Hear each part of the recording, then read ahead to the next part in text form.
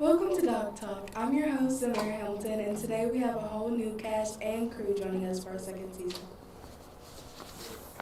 Today we have a special guest, Mrs. Penny Freeman. She's running for mayor of City of Sheffield, and today we will be discussing her plans for City of Sheffield in the future if she was to be elected. Taking on role as mayor is a big responsibility. Ms. Freeman, what would you say makes you a good candidate to be mayor of Sheffield and why? Certainly. So first of all, I want to start by thanking you guys for hosting this event. It's a very awesome opportunity for us to get the chance to interact with you directly and kind of share our vision for Sheffield and where you fit in that vision.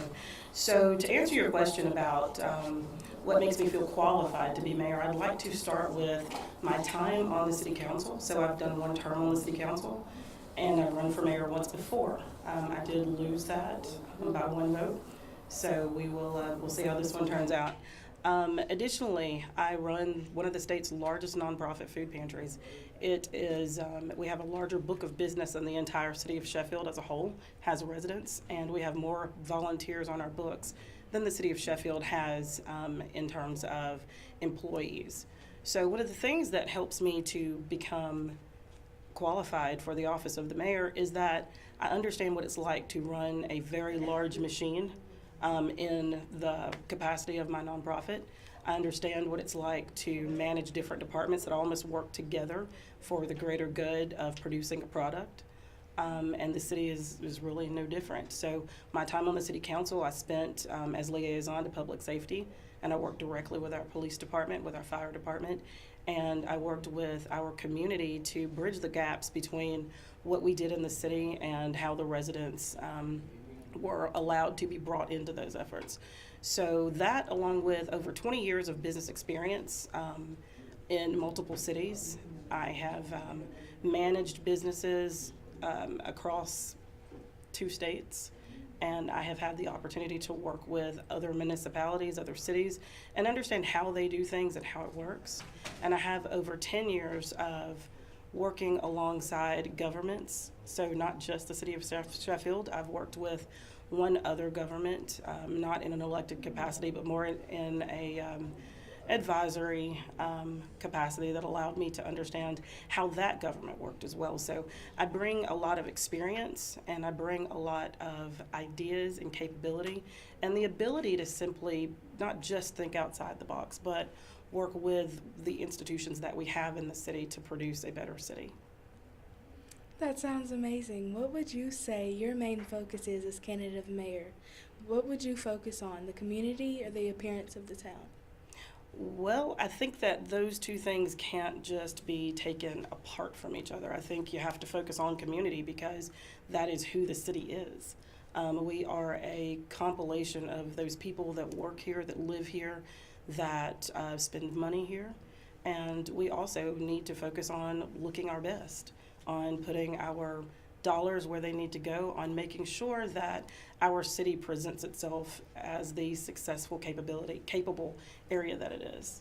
And so I don't believe that I can focus on community or the appearance. I think that all of those things have to grow in tandem. Together. Yes.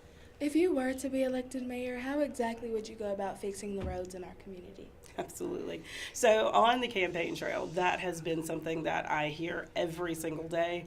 And also campaigning, I get to drive these roads. I live here. So I understand that to be a serious concern for the quality of your car, the life of your car, and just making sure that you're safe. I mean, if you're dodging manholes and potholes, then it becomes very difficult to be safe on the roads. And so it is not taken lightly to me that we need to repair our roads. And I do have a comprehensive plan for doing that this early in the cycle. I would like to hold a little bit of that because I do believe that it's innovative, and I think that it is something that our city is going to do well with. It's not something I've seen other cities do. So, but what I can say is that within about the first year, if I am elected, we will begin putting these new methods into practice, and you'll begin to see real work come out of it. That sounds like an amazing plan. If you were an elected mayor, do you think it would be important to build new job opportunities for teenagers or jobs to give teens and ideas of careers they might be interested in doing after they graduate? I not only think it's important, I think it's vital to our survival as a city. We have to embrace our youth. During my time on the city council, I did a lot with our youth. Not only did I work here at the high school with the band programs and with football and track, I also made sure that a lot of the youth were brought into City Hall. So we did that by doing the junior city council that I put together as an ordinance for the city. And we had a junior mayor, and they got to see how city works. They got to look at different projects in the city and have their fingerprints on things in the city.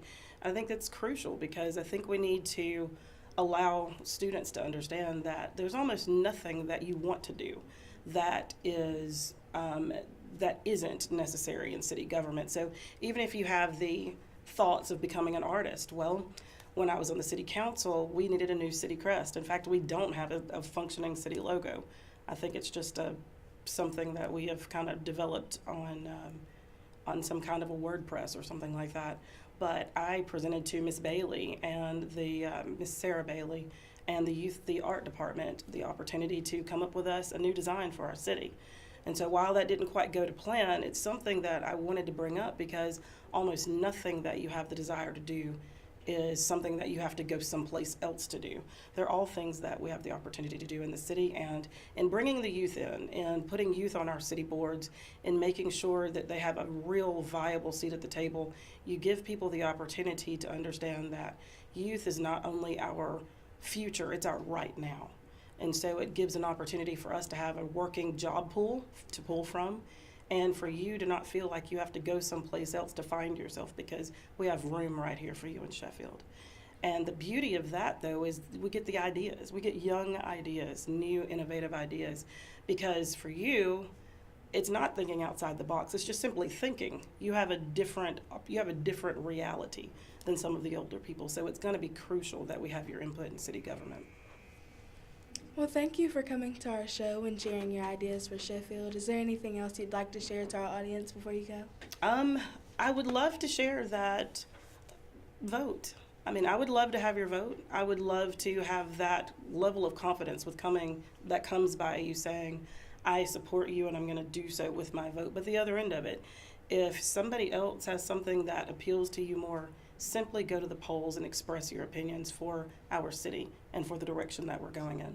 And I certainly am appreciative to Mr. Slusher and to the Sheffield High School business staff and the students who have made this possible. I think that you guys are well trained, that you guys have a lovely facility here. I didn't realize something like this existed.